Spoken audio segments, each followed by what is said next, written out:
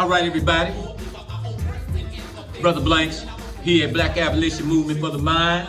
This is Joseph Clark here at BM Abolition Movement for the Mind. Yeah, you know, we always here to do some good in the neighborhood. We're in the new year right now, so we're just gonna come with you and talk with you. Got a few things to talk about today.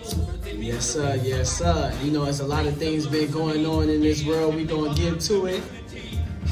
All right. So y'all, what y'all hearing, what y'all listening to in the background, I should say, that's that Star Spangled Banner piece, right, Joe? Yes, I love this song, man. That track, I like that track. Gotta love it. Gotta love it. Gotta love it. All right, Joe, let's get to it. All right, y'all. As y'all know, there's a lot of things going on we want to discuss. You know, right now we in a new chapter. We're in a new political chapter. There's a few things I really want to talk about, particularly where we're looking at right now. Everybody's feeling some kind of way as far as what we're talking about. We're feeling some kind of way with Snoop Dogg and them and everything, and how that situation went. And you know, I'm right now. Let me just say it like this. The way I'm looking at it, Joe, I think right now, and I'm gonna be one of the first to say it if nobody else has said it. And you know, you all can give me a buzz later on, you know, if you like. But the situation as it stands, I think when we're looking at the Snoop Dogg situation and what people coming at, most of you got it all wrong. This is my opinion. I think you got it all wrong for what everybody's feeling with Snoop and the reasons of from what I've heard. And the reason I'm saying that many have it all wrong as far as Snoop and some of the others, whether it was Nelly, Soulja Boy. Okay, Rick Ross and everything, you know, about them performing, right? Yes.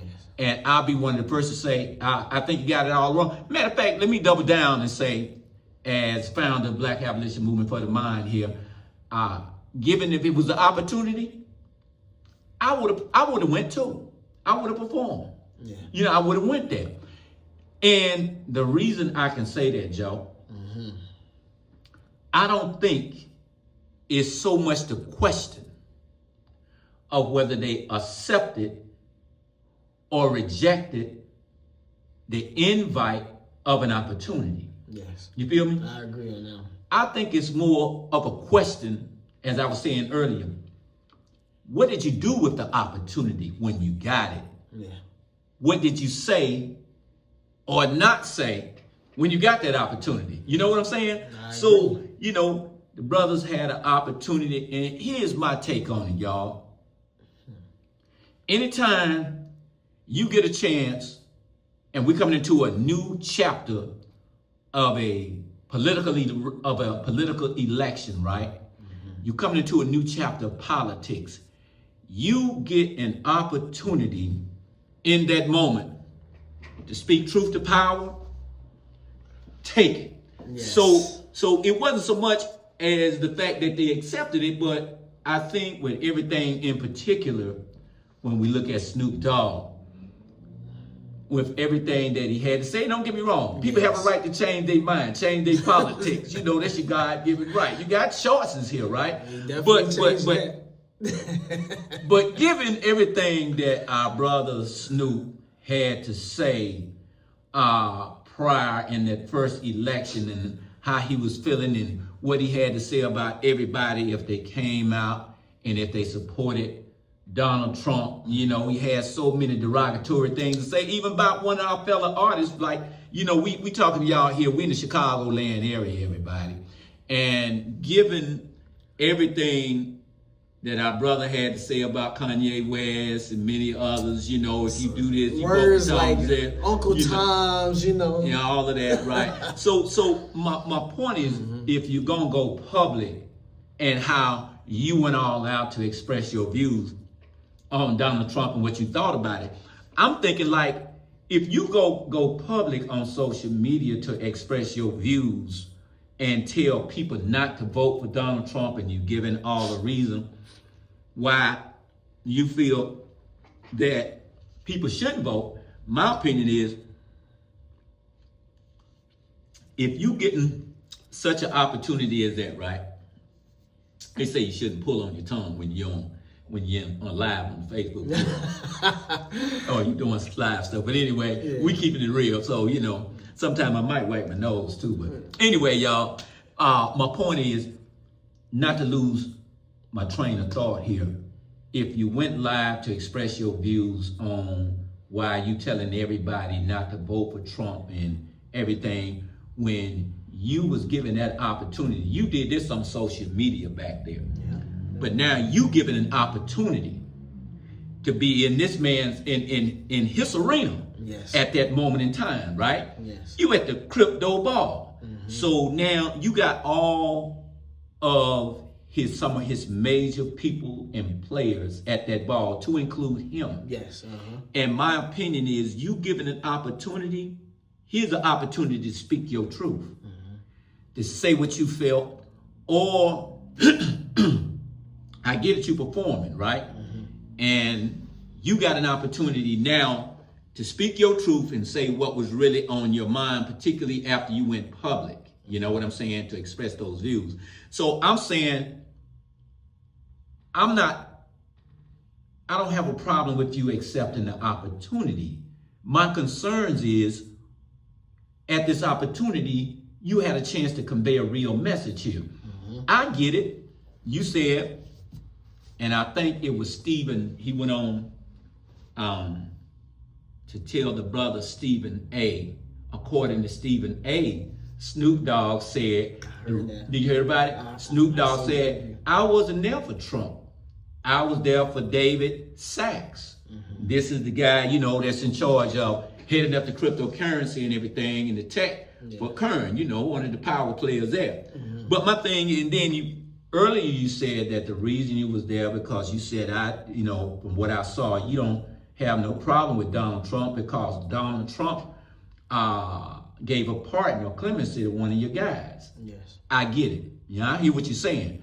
But regardless of why you're there at this particular point in time, here's an opportunity to use your platform, your voice, to say, hey, look, in my opinion, yes, I get, everybody, here you get through performing, I can see you sitting there saying, well, look, you helped my homie out and everything, and, even with him being there for Sachs, but here's a platform to say, hey, look, everybody, Mr. Trump, I had much to say prior, but I want to stop the music right now. This is not a performance, everybody.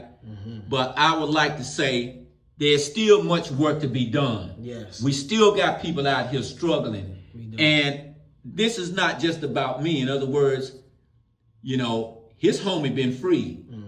But hey, y'all, we still got other brothers and sisters who are locked up, wrongly accused and convicted. Let's not stop at my homie. So while we are taking this new chapter, right now in politics, there's still much work to be done. Yes. So you feel what I'm saying? Yes. So it's not whether he rejected it or accepted it, but what did you not do with this opportunity to speak on behalf of the masses and to speak to those powers that be that you have right there, So you can't you can't get upset about a brother having an opportunity, taking an opportunity. It's, but there's still much that could have been said. And the reason I say, Joe, if I got a call for an invite and I get an opportunity to go into that arena to speak on the Star-Spangled Banner, I'm already knowing. You know what I'm saying? Brother Blanks is going to go full out and talk about the problems at hand first. Absolutely. For sure. So I'm saying I don't have no problem with him doing it or accepting it, but what do you do with that opportunity? Yes. So that's why I say, if I had the opportunity, I would go to. Here's an opportunity where I'm not just speaking to Joe on the mic or I be on social media like my brother Snoop went. Now I'm in their house, and everything that I've been saying as far as the Star Spangled Banner and all that, I get a chance to do it there. What was you about to say? Yes, and I agree with everything you said. Like, and it's so crazy because we in a world nowadays that like so many people got different opinions, especially people on social media and on the net. And when I first heard about the situation, the first thing I said, I was like, "Ooh, I believe he was one of the people who was like, we shouldn't be representing somebody as such as, because we know that a lot of things where, we have respect for the commander-in-chief, of course. He's the commander-in-chief now, but it's a lot of situation at hand where, we've seen a lot of things that it brings more of division instead of unity. Mm-hmm. And that's what. So you stand with this person, you get it, him being the commander in chief. Yes. But you with how we often say, to whom much is given, much is required. Right. You feel me? So you the commander in chief now, you have a responsibility, a real accountability where you can make a difference here. Yes. You're given this power now. We seen who you could be, but sometimes they say a zebra, what is it? A zebra don't change its stripes. You are who you are. Exactly. And believe people, when they show you who you are, believe that. Exactly. And I've learned that a lot. And of course, we respect Snoop too, because he done so much for the community, his football youth team. He always give out to whether you're black, white, and shook hands with the Spanish people, especially around California and all over the world.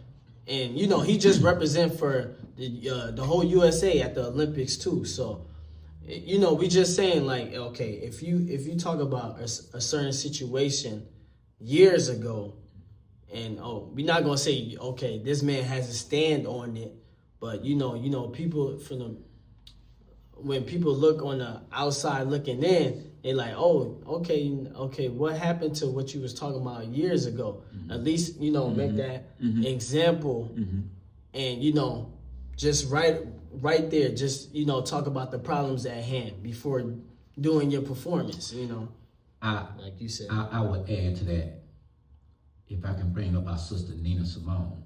Okay. Peace be upon that sister. Yeah. Nina Simone say, she feel that, paraphrasing, it is an artist's duty to speak to the times. Mm-hmm. And she would go on and say, how can you call yourself an artist if you're not speaking to the time? Where here is that moment that they was given to speak to the time and to speak to the issues at hand. I said, and right now, my brother, as we are on the heels in the time of Dr. Martin Luther King celebration, as we celebrate the history and the legacy of Dr. King, I don't ever recall Dr. King refusing an opportunity to speak his truth to power. What am I saying? I'm saying that throughout history, whenever Dr. King was called as an invite to the White House, I don't recall anywhere, y'all can correct me if I'm wrong, I never recall him missing an opportunity to go to the White House in spite of how he felt about the president that was there or their policies and everything that was going on. This is a good example. You feel what I'm saying? Dr. King never missed that opportunity. They invite him to the White House regardless of how he felt about them, or in many cases how they really felt about him as well. Yeah. He would go there. But whenever Dr. King was going to sit down in the White House to talk to the president, Reverend Dr. Martin Luther King, I don't think he was going to sit down and talk about the story of how Jesus was walking on water, or to sit down and talk about how Moses was parting the Red Sea. Exactly. Whenever Dr. King got a chance, he was in there talking about how the sea of blood that was running and that was being shedded on the Vietnam battlefield. That's the only see that he wanted to talk about that sea of blood that was on the battlefield where many of our soldiers was losing their lives. Dr. King went through a lot, but they really started giving him heat big time when he started speaking out. You feel me? When he started speaking out against the Vietnam War. So, see, when Dr. King got an opportunity, and I would think that Dr. King would speak his piece anywhere. Not only that, Joe, but he would be speaking when he go to the White House or any ball that he was invited to and they give him the mic. He gonna speak about the injustices of brutality and the hostility where the brothers and sisters was being beat, battered, and abused in the South. Segregation. And all that. So my point I'm driving home, brother, we don't get upset when a brother is given an opportunity. Get yours, man. You know what I'm saying? Secure your bag or whatever you got to do to get your money. But here is an opportunity to not only speak on behalf of your one brother that got freed, but here is an opportunity to speak on behalf of the issues that as a people we are going through. Because at no point, it's kind of like if you're speaking about my one brother that got freed, you feel me? And I'm sure, hey, and big ups to that. And there should be more clemency because there's still many brothers and sisters who've been wronged. And I don't really know the situation of that brother there, but he was pardoned. But the thing is, here was an opportunity to expound on that and say there's still other brothers and sisters that need to be pardoned, where you want to speak on the issues of what's going on to our community. But when you get that platform as an artist, you have a responsibility. Dr. King, whether it's Dr. King, I can think of a few other people who would have missed that opportunity. They might get mad when I say this one here, Joe, but I'm gonna say it, and it might get a few people upset, but I'm no stranger to that. So, but I'm gonna say what I would like to think, my brother. I think I know where you're going with this. No, I don't think you know on this one. But listen, okay. I would like to think that peace be upon that brother. Wait, before I get to that one, right? Here's another brother that I think would have took that opportunity. You know what I'm saying? And wouldn't have turned down that invite, but would have used that opportunity. Do you remember, brother? Let's talk. Do you remember a brother by the name of Craig? You remember a brother by the name of Craig Hodges? You might have not remember. Craig Hodges was a brother with it was our brother who got the invite with the Chicago Bulls and Michael Jordan to come to the White House. You feel me? Oh, yeah, never mind. I know where you go. Okay, I know this story. This the brother that got the invite to come to the White House with his team. Yes. The only thing about it, Craig Hodges wasn't going there in the spirit of what his team was. And that brother paid the price. Craig Hodges would have took that invite to the ball because he took that invite to the White House, but this is how Craig went. Craig Hodges went with his dad when, Mike, I think it was in 1990, I think it was in 1991, the NBA championship, right? I think it was the first one. Yeah. The first one. Craig wasn't gonna turn down that opportunity. He could have, because he really didn't like what they was doing. He could have just said, "No, y'all go ahead. I'm sitting this one out."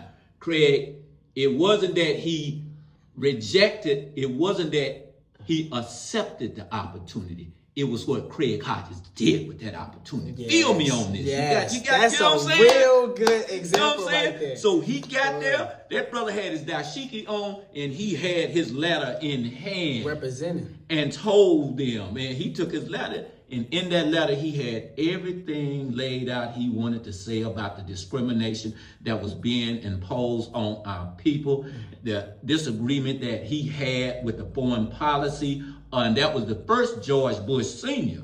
And he had that letter prepared, and he gave it to him. People had a lot to say, and it cost him dearly. But my point that I'm driving home, we gotta keep on pushing this because people easily forget. So that's why I wanted to bring that back up, because we forget about the people who done paid the price and paid the way. That brother, man, Craig Hodges, that brother went in there. He utilized that opportunity to speak on behalf of the people. You know what I'm saying? Him and now this is the one that I was getting to. Speaking of teammate, now that was Michael Jordan and the Bulls teammate. I think one of Snoop Dogg teammates would have took that opportunity to go. Who you think I'm talking about? Wait, we talking teammate like No, I'm talking about hip-hop teammate. Hip-hop, oh, definitely Pac. Definitely Pac. I'm definitely saying. Pac is up there. That's what I'm saying. Yeah. I could see Tupac accepting that invite, you feel me, to the ball. And while he's there, you know, Snoop them doing their thing, I can see peace be up on our brother Tupac Shakur going up in there and performing and doing his thing. But by the time he got through dropping, by the time he got through opening the mic up with that one-hit track, They Got Me Trapped, and closing it down with Letter to the President. Man. I don't know if you're familiar. You go back and check. I'm familiar. And by the time he finished closing it down with Letter to the President and stopping the mic and say, yo, I think this is an opportunity right now. Let me give y'all. Y'all asked me to come to perform. I done perform for y'all. But right now, I think it's an opportunity, y'all. You know, we need to find a way. You all need to find a way, speaking of those at the crypto ball. This is the crypto ball, right? Yes, And all the Trump people up in there to say to them and to give them a message, yo, look, we still got people out here struggling. I get on here performing, but I just want to take a pause for the cause, y'all. That I want you all to know that you all now, you're getting in office. It's a new chapter here. You get a chance. Now you have a chance to really make this country be what it's supposed to be. Freedom and justice for all, because I can see Pac saying my people ain't feeling that same equality and justice for all you all feeling. So my point is, it's not, I don't have a problem with you accepting the crypto ball invite. But what you do with such an opportunity? You feel me? Go ahead. Yeah. You know. Yeah, I definitely agree with everything you said. And another thing too, I mean, I'm gonna get back to the Snoop point too. But you know, January 20th was a very special day, which is so many people that, you know, fought for civil rights and slavery and, you know, what we going through in this world. And just like how we talk about the division that we see certain people do and, you know, in their actions. And, you know, it's very important to us when we have days that we already know, you know, it's Martin Luther King Day. And, you know, and at the inauguration, you know, nobody talks about that, but we gonna come up with a day called Liberation Day. And, you know. Oh, you're talking about what? King? Yeah, go ahead. It's almost, it's like a slap in the face, but, you know, it's just that was the date that Donald Trump proposed. Yeah, and so all of these things, you know, at least, you know, if you have a big platform and you a big person in the hip hop industry, a lot of people look up to you. You know, we still love you, Snoop. We still love you, Nelly, and Soulja Boy. Absolutely. What all y'all have done for the hip hop community is just we gotta keep on reminding these people too of the problems that we are having, and you know, and that's all we saying. None of us is above being held accountable, and I'm not upset about the brothers taking the opportunity and everything, and I'm sure they'll take that money, whatever they got, you know, and probably go back to the neighborhood and do some good things as they have been doing. But my thing is, my brothers, whenever as artists we get such a platform as that, you know, and I'm not saying that they didn't say something to them, you know, later on, but when you go public, like my brother Snoop did, and express all the reasons and telling us why we shouldn't vote for this man, and you went public on that, then publicly you get an opportunity like that. You should be able to speak that truth to power right there in that house. Do your show, whatever you came to do, but he was a real opportunity, and I say, it wasn't a missed opportunity. It was opportunity that you just didn't really fully take advantage of. You feel what I'm saying? Yeah. So that's my concern there, you know? So my brothers, I say to Snoop, and I'll say to my brother, you know, Rick Ross and Soulja Boy, and there was one other artist. It was one other artist that I can't remember who it was, but these are the ones that really stood. But anyone. So I don't want to just say Snoop. Let's make it general and just say, anytime we as artists, we get an opportunity to speak our truth, particularly if we don't went public with it in the past. Yes. I'm not telling you have to reject or turn down the invite of an opportunity. But when you are given, and I like to say when the universe grants you such an opportunity, utilize it for the good of the whole and not just for yourself or your homie. Because to me, it's kind of like saying, well, you know, they got my homie out, and it's kind of like a settle. You know, you go to court and you decide you're going to settle maybe for a little money for yourself or for your homie, but here you have an opportunity instead of settling to go to trial, and you got the money, but nowhere in that settlement did it say, if you're in a corporation, you're suing a corporation, nowhere in that settlement did it say, I'd like for you to make some changes in your policies. Yes. I'd like for you to be more inclusive as opposed to the racism and the discrimination you've been doing. I don't need just a settlement for a few dollars from me. I'm here, we going to trial because you need to make some structural changes as to how you treat black folks, make some structural changes as to having more of people. Now you getting state, in other words, you getting federal, state grants, state dollars and everything and contracts. But here, where you have an opportunity to speak on the behalf of others and for the good of the whole, we never want to settle just because we get something personally out of it, or just cause one of our homies, you know, got free when there's still others need to be free. Yes. You feel me? Physically and mentally, and our educational systems and everything. So that's all I'm saying. I didn't get on here to be long today, but I just think, and I'm gonna say it again, I think we got it all wrong about I think many have gotten it all wrong about them brothers accepting the opportunity of an invite. Yes. But what we should be looking at what they did not do or could have done with such a platform when you have an opportunity to speak some truth to power in such a place where all those crypto people that you said you was in there for David Sachs. You feel me? Yeah. Let David Sachs hear why you need to utilize some of that money for the good of your community, like you have been doing. Yes. You know, like they have. You know, I'm not taking anything away from that brother that did more for his community in California than I probably have ever do. I mean, whatever I've done here, you know, we try to do a lot here. Yes. But on a microcosmic level, we do good. But on a macrocosmic level, when you as a Snoop on that kind of platform, you feel me? That brother's done some good things. So we ain't knocking it by no way, no how. And I know, like I said, I would like to think he'll take that money and do good. But when you get a platform as an artist, as my sister Nina Simone so eloquently put it, as an artist, use that time, use your platform to speak to the times, to address the issues and the concerns of your people. Yes. Keep on pushing for equality. Yeah. And never ever giving up the good fight. Like never ever give up the good fight. Man, so we can't. Yeah. But in my conclusion, what else you got, Jay? Give us a little something. Another thing. When I was talking about like we shouldn't be. At least we should acknowledge that there was a day already, recommend for January 20th. And it's not just about the person; it's about what we did. Yeah. I mean, what he did. I'm sorry. Sure. And we all came as unity. I was at the gym the other day, and I was like, man, it's Martin Luther King Day, and I was looking at a water fountain, and I went back.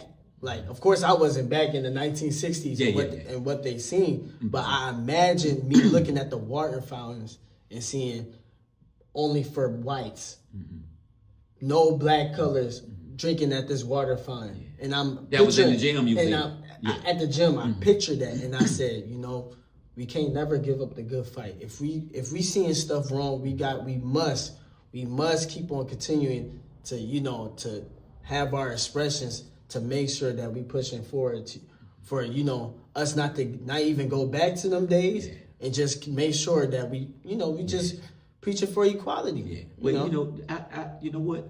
Since you used that, I'd like to take it a step further, Joe. You're talking about that water fountain in the gym, right? Yes.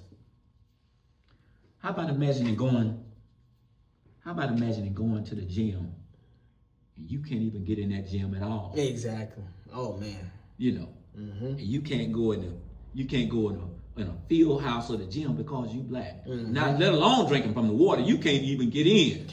So good point. So when we get an opportunity, we get a platform. And my conclusion, everybody, that's when we get a platform and an opportunity to speak our truth. Let's not yield from it. I gotta give one other example. I gotta say this, Joe. Gotcha. I had you remember, I got a chance, I don't know if I ever told you this or not, but I got a chance to open up for a president, a United States president. Oh, this is going to be wonderful. But listen, I want to hear this. At this particular time, you feel me? He was running, actually he went on to be president. But at that particular time, he was a U.S. congressman running to be senator to get to the path of becoming the president, right? So during that time, he came to Lake County. He come to Lake County. The big O. Hold it, let me finish. He come to Lake County, right? Oh, he was in Lake County, and he came, and the local organizers that were supporting him, it was themed under the audacity to hope. And this was some local organizers pulled it together, and that was to support Congressman Barack Obama. Oh, wow. Okay. I didn't tell you that, did I? Woo.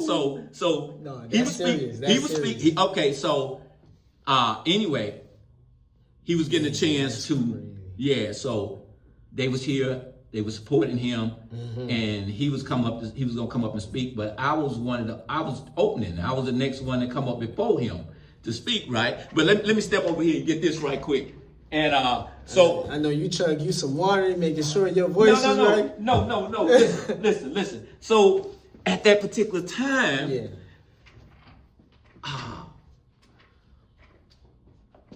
we were supporting him. He was getting ready to speak. Yeah.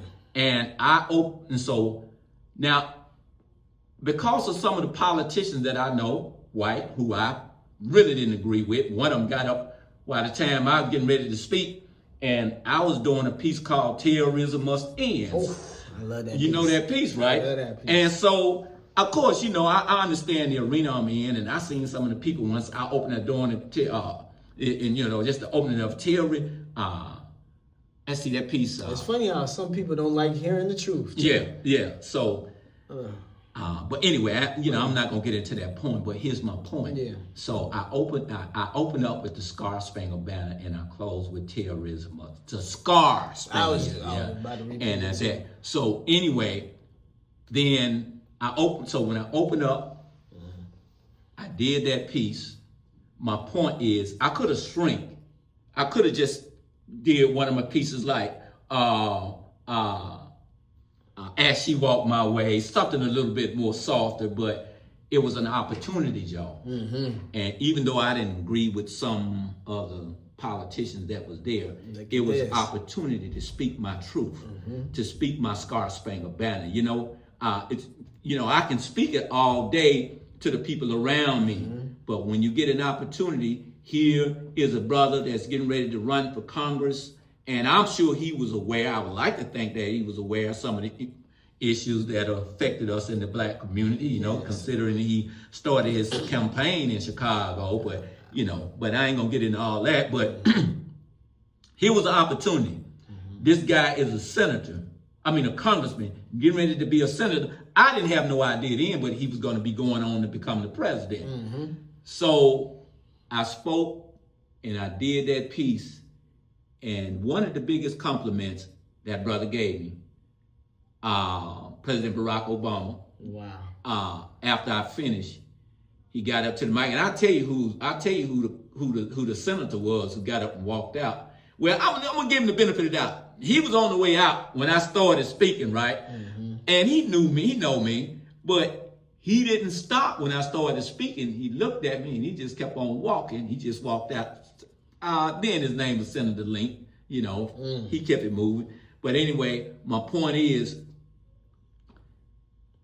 Barack Obama at that time got up, and after I spoke, one of the biggest compliments, you know, from an orator listening to this. Now, I don't care what you say about this brother politics. Yes. The brother, when it comes down to being an orator and being able to articulate himself, he's quite masterful at it. You feel me? No doubt about it. So when I heard that brother, one of the best. Yeah, I heard that brother when I finished up, and he came up to the mic and he said, he said, wow.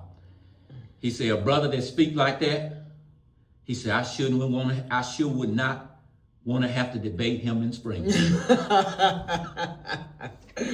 So I received that. And, you know, and at that time, here's another thing, right? After I finished that piece, he said, I didn't have the Star Spangled Banner then as a book. It was on audio.